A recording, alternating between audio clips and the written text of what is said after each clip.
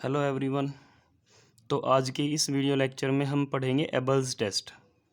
इससे पिछले लेक्चर में हमने एबल्स लेमा का प्रूफ किया था और वो प्रूफ हमारा यहाँ पे यूज़ होगा एज अ रिज़ल्ट। तो जिसने एबल्स लेमा को नहीं पढ़ा वो पहले एबल्स लेमा को पढ़े, क्योंकि उसके बिना एबल्स टेस्ट का प्रूफ नहीं हो सकता।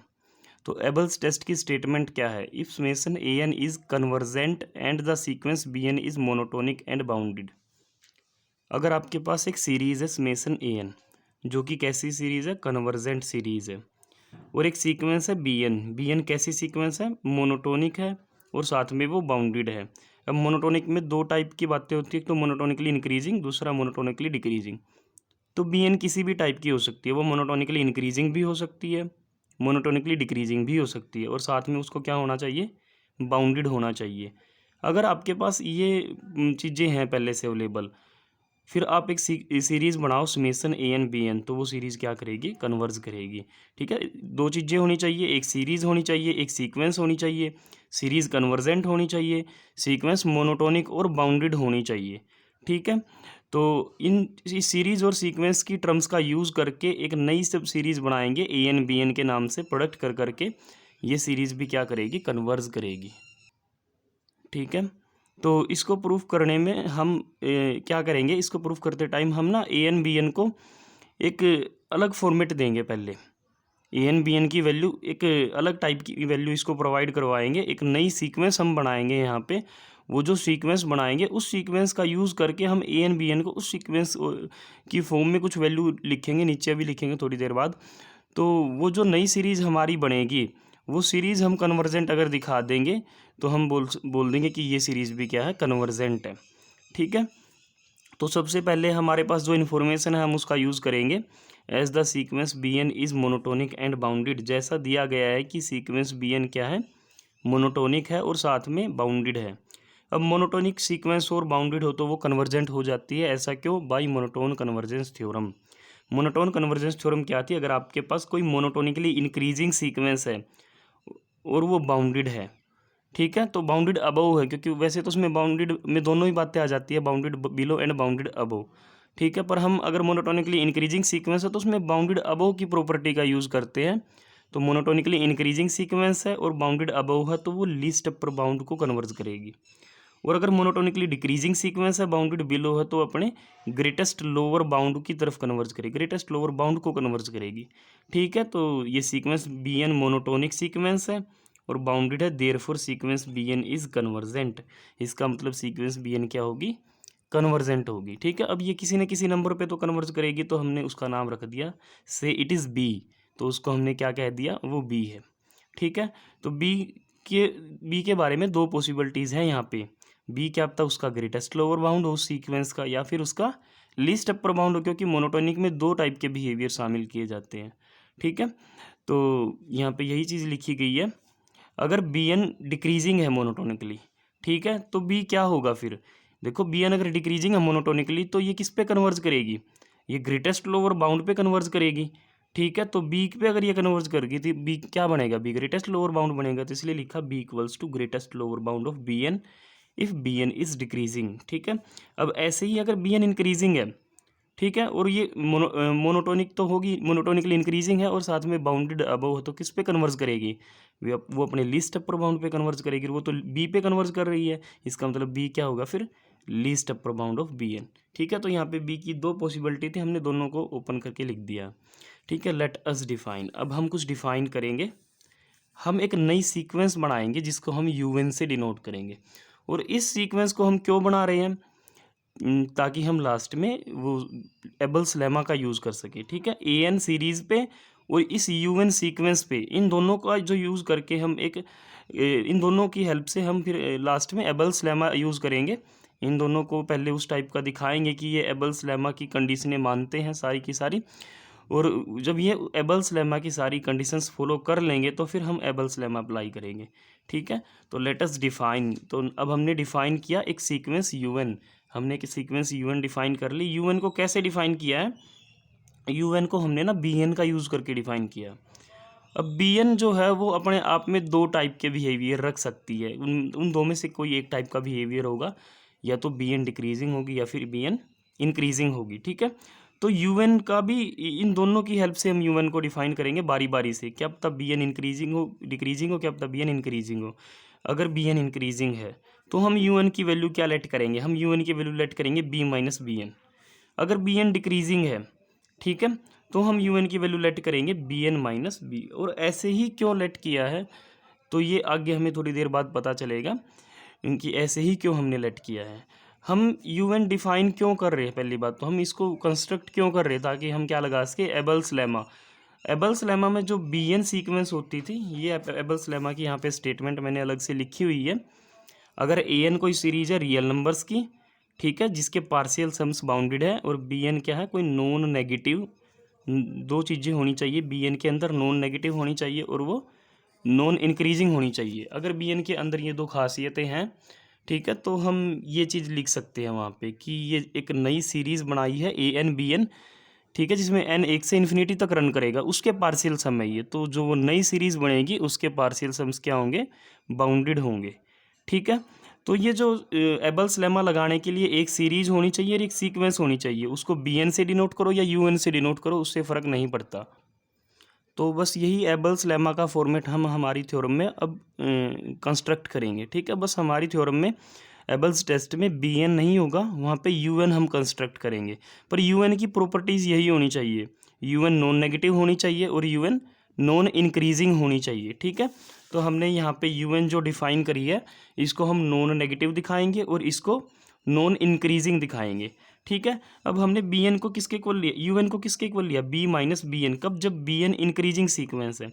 देखो बी एन इंक्रीजिंग सीक्वेंस है तो बी एन किस पे कन्वर्ज करेगी, बी पे कन्वर्ज करेगी, और बी क्या होगा, लीस्ट अपर बाउंड, ठीक है। ये जो बी है ये इस सीक्वेंस का लीस्ट अपर बाउंड है, लीस्ट अपर बाउंड है वो।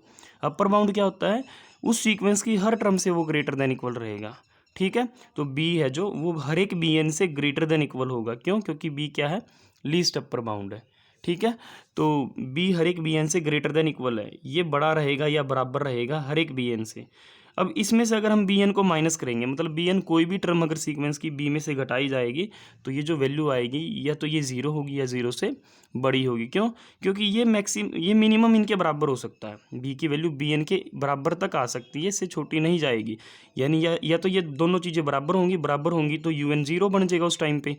अगर ये बराबर नहीं है तो ये बड़ा होगा, तो बड़े में से छोटी चीज़ घटाएंगे तो वैल्यू ज़ीरो से बड़ी आएगी, ठीक है। तो अगर आप इसको लेके चलोगे तो यू एन की वैल्यू ग्रेटर देन इक्वल रहेगी फॉर ऑल एन। कब, जब बी एन क्या है, इंक्रीजिंग सीक्वेंस है, उस टाइम पे यू एन किसके इक्वल लेके चली जाएगी, बी माइनस बी एन के इक्वल लेके चलेंगे, ठीक है। पर अगर बी एन डिक्रीजिंग सीक्वेंस है तो उस केस में यू एन को हम ये वाली वैल्यू प्रोवाइड करेंगे, तो इससे भी हम यू एन की वैल्यू ग्रेटर देन इक्वल ही आएगी। क्यों आएगी, क्यों, क्योंकि बी एन डिक्रीजिंग सीक्वेंस है। डिक्रीजिंग सीक्वेंस किस पे कन्वर्ज करी थी, decreasing sequence greatest lower bound पे, मतलब बी क्या बनेगा, ग्रेटेस्ट लोअर बाउंड है बी, ठीक है। लोअर बाउंड क्या होता है, किसी सीक्वेंस का एक ऐसा नंबर जो उस सीक्वेंस की हर एक टर्म से या तो लेस देन है या फिर ज़्यादा से ज़्यादा उसके इक्वल आ सकता है, ठीक है। उनसे बड़ा नहीं होगा, ये किसी भी टर्म से बड़ा नहीं होगा सीक्वेंस की। तो बी सीक्वेंस की किसी भी टर्म से बड़ा नहीं है, या तो सीक्वेंस की टर्मों के बराबर हो सकता है या फिर उनसे छोटा रहेगा। तो ये नंबर हर एक बी एन के या तो बराबर आ सकता है, अगर बराबर आ गया तो यू एन ज़ीरो बन जाएगा उस टाइम पे। पर अगर बराबर नहीं है तो ये हर एक बी एन से छोटा रहेगा, यानी बी छोटा नंबर है और बी एन बड़ा नंबर है, तो बड़े में से छोटा माइनस करेंगे तो क्या होगा, वैल्यू ज़ीरो या ज़ीरो से बड़े ही आएगी, ठीक है। तो इसीलिए हमने लिखा है here u n greater than equals to zero for all n.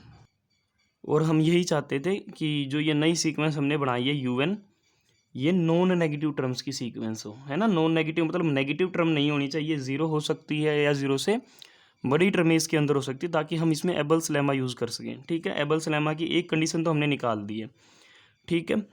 और एक चीज़ यहाँ पे हमारे पास एक्स्ट्रा क्या है, ये यू एन जो सीक्वेंस है ये कन्वर्जेंट सीक्वेंस है। कन्वर्जेंट क्यों है, देखो अगर आप यू एन पे लिमिट लगाओगे एन टेंड्स टू इन्फिनिटी, तो लिमिट या तो इस पे लगेगी या इस पे लगेगी। क्यों, क्योंकि या तो यू एन इसके बराबर होगी या फिर यू एन इसके बराबर होगी। अगर यू एन इसके बराबर है, लिमिट लगाएंगे तो लिमिट लगाएंगे limit n tends to infinity u n equals to limit इस पे और इस पे जब आप लगाओगे तो बी तो कॉन्स्टेंट है, तो लिमिट केवल बी एन पे लगेगी। और बी एन की लिमिट क्या है, बी है, वो ऊपर हम पहले ही बता चुके हैं कि बी एन बी पे कन्वर्ज करती है, तो बी एन की लिमिट बी है। बी माइनस बी करेंगे तो क्या आएगा, ज़ीरो आएगा, ठीक है।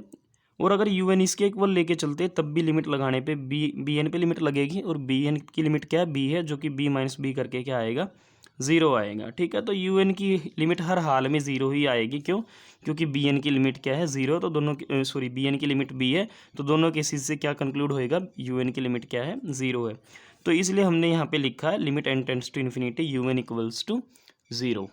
ठीक है, अब यू एन को नॉन नेगेटिव दिखा दिया हमने। ठीक है, यू एन क्या दिखा दिया, नॉन नेगेटिव। जो सीक्वेंस हमने बनाई है वो नेगेटिव टर्म्स उसमें नहीं है।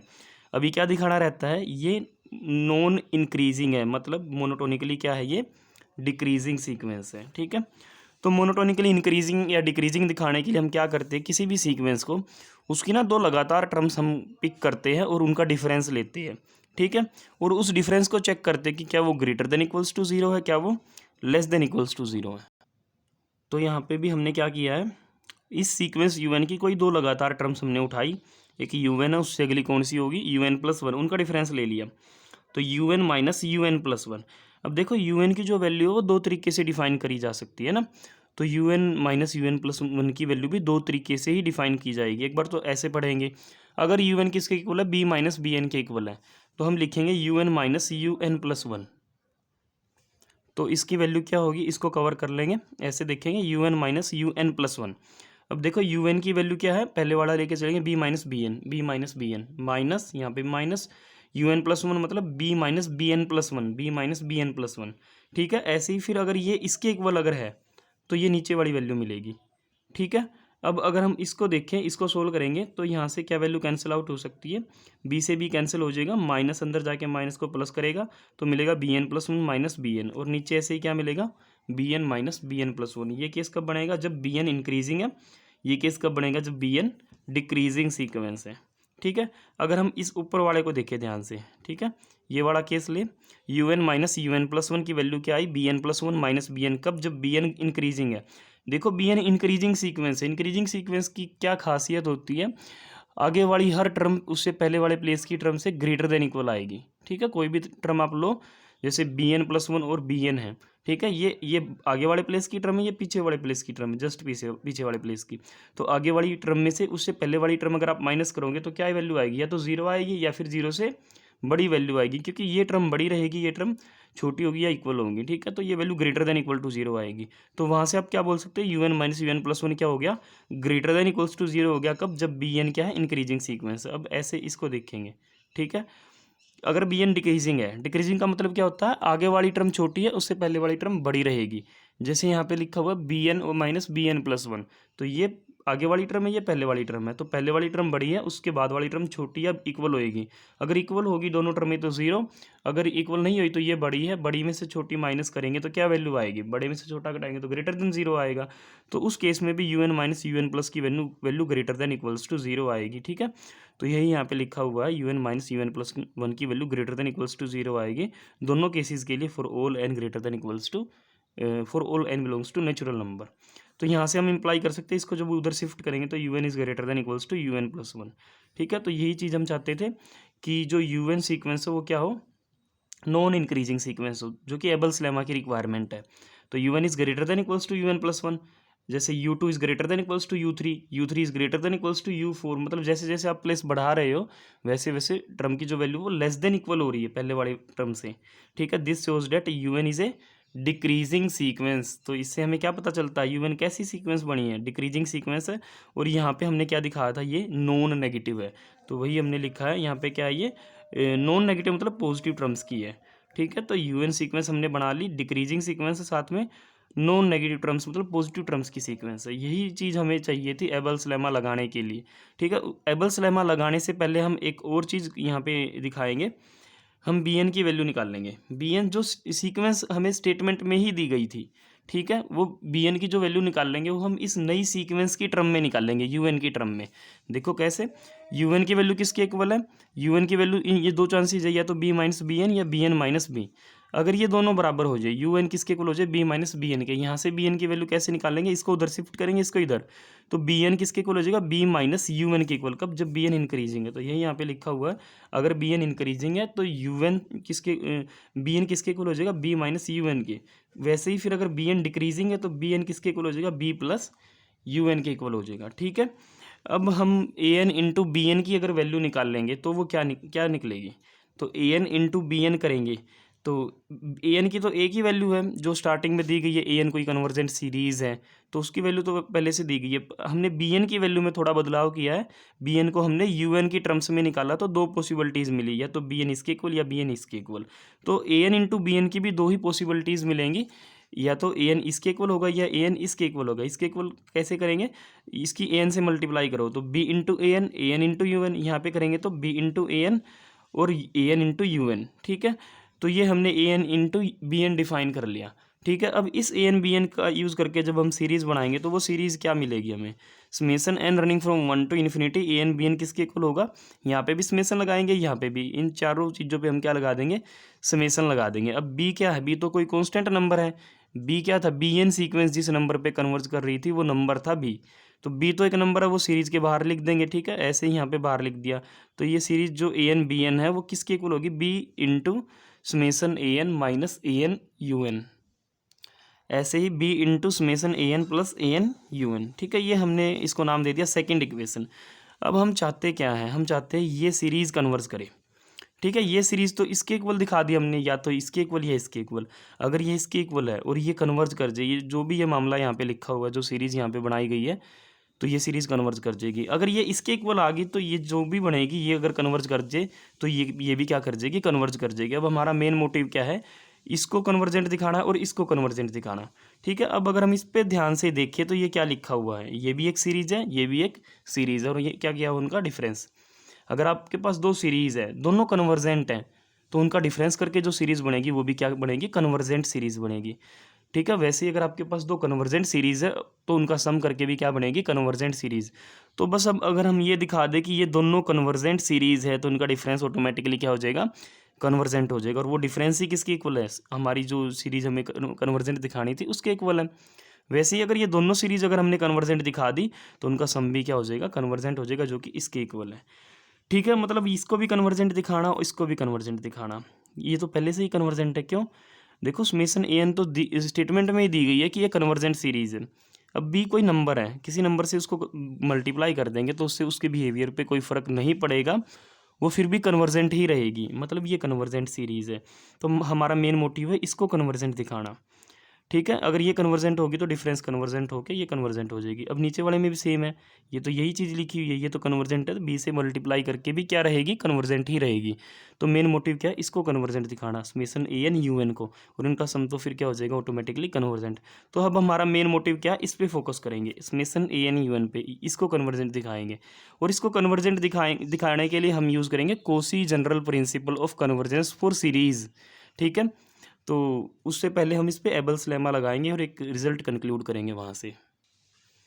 तो जितनी भी बातें मैंने आपको बोल के बताई है वो सारी यहाँ पे हमने थ्योरेटिकली लिख दी है कि it is given that this is convergent so this will convergent hence to show that this is convergent. अगर हमने दिखाना है कि ये कन्वर्जेंट है तो उसके लिए हमने बस इतना कन्वर्जेंट दिखा दिया तो वो एनफ रहेगा, वो सफिशिएंट रहेगा। तो अब हमें क्या दिखाना है, बस ये कन्वर्जेंट है। ठीक है, इसको कन्वर्जेंट दिखाने के लिए हमने सबसे पहले क्या यूज़ किया, since summation a n is convergent, ये तो स्टार्टिंग में गिवन है कि ये कन्वर्जेंट सीरीज़ है। अब ये कन्वर्जेंट है तो ये कोसीज जनरल प्रिंसिपल ऑफ कन्वर्जेंस को फुलफिल करेगी। जो कोसीज जनरल प्रिंसिपल ऑफ कन्वर्जेंस था, हर एक कन्वर्जेंट सीक्वेंस सीरीज उसको सेटिस्फाई करती है, क्योंकि वो नेसेसरी एंड सफिशिएंट कंडीशन थी किसी भी सीरीज़ को कन्वर्जेंट होने के लिए। अब ए एन कन्वर्जेंट है तो ए एन भी Kosi general principle of convergence को सेटिस्फाई करेगी। तो क्या होता है Kosi general principle of convergence, वो यहाँ पे लिखा हुआ है, for given epsilon greater than zero, कि कोई भी एप्सिलॉन दे दो ज़ीरो से बड़ा, हमें उस एप्सिलॉन के लिए एक पॉजिटिव इंटीजर मिलेगा, उसका नाम हमने क्या रख दिया, एम। और ये जो इंटीजर हमें मिला है ये कैसा होगा कि अगर आप कोई भी वैल्यू ले लो, एन या एन की वैल्यू एम या एम से बड़ी कोई भी वैल्यू लो, a n plus one plus a n plus two up to a n plus p का जो सम है ये, इसका मोड लेस देन हो जाएगा एप्सिलॉन से। ठीक है, आप ओपन करके देखना Kosi general principle of convergence क्या था, मैंने पहले पढ़ाया हुआ है, तो उसमें देखना वो थोड़ा सा इससे अलग टाइप से लिखा गया, पर मतलब यही है उसका भी। ठीक है, आपने फाइनाइट नंबर ऑफ टर्म्स ली और उसका सम किया और मोड निकाला, वो वैल्यू गिवन एप्सिलॉन से क्या हो जाएगी, लेस देन हो जाएगी for all n greater than equals to m के लिए। अब यहाँ पे एप्सिलॉन क्या होता है, कोई भी ये कोई भी पॉजिटिव क्वांटिटी होती है एप्सिलॉन, पर हमने यहाँ पे एप्सिलॉन की बजाय epsilon by you one use किया है, तो पहले इसको चेक करेंगे कि क्या ये सच में पॉजिटिव क्वांटिटी है या नहीं है। देखो एप्सिलॉन 0 से बड़ा है। अब U1 क्या था, U1 था हमारी जो नई हमने वो बनाई थी, वो जो सीक्वेंस बनाई थी उसकी पहली टर्म है ये, और U1 की वैल्यू भी क्या थी, ग्रेटर देन 0 थी। ठीक है, तो U एप्सिलॉन बाई U1 क्या होएगा, ग्रेटर देन 0 होएगा। तो हम यहाँ पे इसको यूज़ कर सकते हैं। ठीक है, तो ये हमने क्यों लिखा है, ये हमने Kosi general principle of convergence का यूज़ करके लिखा है, क्योंकि हमारी सीरीज समेशन an कैसी सीरीज़ है, कन्वर्जेंट सीरीज़ है। ठीक है, तो ये जो सम है ये किससे लेस देन आ गया, एप्सिलॉन बाई U1 से लेस देन आ गया। ठीक है, as sequence U1 is decreasing. अब ये जो सीक्वेंस U1 क्या है, डिक्रीजिंग है, साथ में मोनोटोनिक भी है। नहीं, मोनोटोनिक का यूज़ नहीं करेंगे हम, इसमें किसका यूज़ करेंगे, नॉन नेगेटिव का, क्योंकि हमने एबल्स लेमा की स्टेटमेंट लिखी है, दो चीज़ें होनी चाहिए सीक्वेंस के पास, नॉन नेगेटिव और नॉन इंक्रीजिंग। ठीक है, नॉन नेगेटिव होनी चाहिए और नॉन इंक्रीजिंग होनी चाहिए। ठीक है, और सीरीज़ के पास क्या प्रॉपर्टी होनी चाहिए, उसका फाइनाइट नंबर ऑफ टर्म्स का सम बाउंडेड होना चाहिए। देखो जो सीरीज समेशन an है, ठीक है, ये वाली जो सीरीज़ है, इसके फाइनाइट नंबर ऑफ टर्म्स हमने ली, कोई भी फाइनाइट नंबर ऑफ टर्म्स। ठीक है, क्योंकि p कोई भी नेचुरल नंबर हो सकता है, तो कोई भी फाइनाइट नंबर ऑफ टर्म्स ली, उसका सम करके मोड किया, वो जो मोड आया वो लेस देन आया किसी नंबर से, मतलब वो सम बाउंडेड है। साथ में सीक्वेंस U1 क्या है, डिक्रीजिंग है और मोनोटोनिक है, नॉन नेगेटिव टर्म्स की सीरीज़ है, डिक्रीजिंग है और मोनोटोनिकली डिक्रीजिंग है और नॉन नेगेटिव टर्म्स की सीरीज़ है। मतलब यहाँ पे एबल्स लेमा की दोनों कंडीशन सेटिस्फाई हो गई है। सीरीज़ का तो सम बाउंडेड आ गया और सीक्वेंस क्या आ गई, नॉन नेगेटिव आ गई है, साथ में नॉन इंक्रीजिंग आ गई है। तो बाई एबल्स लेमा, तो हम क्या यूज़ करेंगे, एबल्स लेमा यूज़ करेंगे। तो एबल्स लेमा कैसे यूज़ करते हैं, जो हमने पीछे रिमार्क में भी पढ़ा था कि इस तरीके से जो हम लिखेंगे, एक नई वो सीरीज़ बनाएंगे उनकी प्रोडक्ट करके, तो उस सीरीज़ के जो पार्शियल सम होंगे वो बाउंडेड होंगे। ठीक है, अगर हम am+1 am+2 an का सम बाउंडेड है, तो am+1 bm+1 plus am+2 bm+2 up to an bn का सम भी क्या हो जाएगा, बाउंडेड हो जाएगा। तो यही यहाँ पे लिखा हुआ है an+1 की, फिर हम किससे मल्टीप्लाई करेंगे, un+1 से, an+2 की un+2 से, an+p की un+p से, और ये सम करके मोड करेंगे तो वो क्या हो जाएगा, लेस देन हो जाएगा किससे, एप्सिलॉन बाई वो जो सीक्वेंस हमने ली है उसकी फर्स्ट टर्म से। अब फर्स्ट टर्म यहाँ पे कौन सी कंसीडर करी गई है, जो पार्शियल सम के रिस्पेक्ट में ली गई है वो un+1 ली गई है, तो यहाँ पे भी हमने क्या लिख दिया, un+1 लिख दिया। ठीक है, अब हम सबको पता है U1 कैसी सीक्वेंस है, नॉन इंक्रीजिंग है। ठीक है, नॉन इंक्रीजिंग का मतलब क्या है, U1 जैसे U1 greater than equals to U2 greater than equals to U3, ऐसे ही हम चलते जाएंगे, कहीं पे UN आएगा greater than equals to UN+1। तो जो U1 है वो हर एक आगे वाली टर्म से बड़ी या बराबर रहेगी, यानी UN+1 less than equal to रहेगी U1 से फॉर ऑल n। ठीक है, अब देखो ये चीज़ है जो हम इसको यहाँ से हटा के इससे बड़ी चीज़ यहाँ पे रखे अगर, तो वैल्यू पहले से बढ़ जाएगी। तो हमने UN+1 को हटा के क्या लिख दिया, U1 लिख दिया। U1 लिखने से क्या होगा, ये जो राइट साइड में वैल्यू लिखी है ये पहले से और भी बढ़ गई है, तो ये लेफ्ट साइड छोटी थी, अब भी छोटी ही रहेगी, क्योंकि राइट साइड हमने पहले से बढ़ा दी है। तो एप्सिलॉन बाई U1, यहाँ पे हमने UN+1 की जगह क्या लिख दिया, U1 से U1 क्या कर दिया, कैंसिल। तो हमें क्या मिला, an+1 UN+1 plus an+2 UN+2 plus up to an+p UN+p। ठीक है, ये जो सम का मोड है ये लेस देन क्या हो गया, एप्सिलॉन हो गया। और ये रिजल्ट किसके लिए होल्ड किया है, for all n greater than equals to p and for all n greater than equals to m and p belongs to n। ठीक है, तो ये तो अब उसकी Cauchy general principle of convergence को सेटिस्फाई कर दिया इसने। ठीक है, तो ये तो कोसी जनरल प्रिंसिपल सेटिस्फाई हो गया है, किसके द्वारा, an-un सीरीज़ के द्वारा। ठीक है, जो सीरीज़ अगर बनेगी यहाँ पे वो बनेगी an-un सीरीज़ ने क्या दिखा दिया, कोसी जनरल प्रिंसिपल को उसने सेटिस्फाई कर दिया है। तो an-un जो सीरीज़ है वो कैसी सीरीज़ हो जाएगी, वो कन्वर्जेंट सीरीज़ हो जाएगी, क्योंकि उसने कोसी जनरल प्रिंसिपल को सेटिस्फाई कर लिया है, तो इट इज़ कन्वर्जेंट।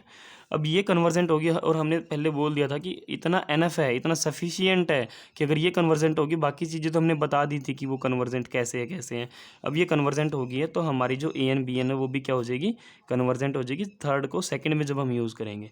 तो यही था हमारा एबल्स टेस्ट।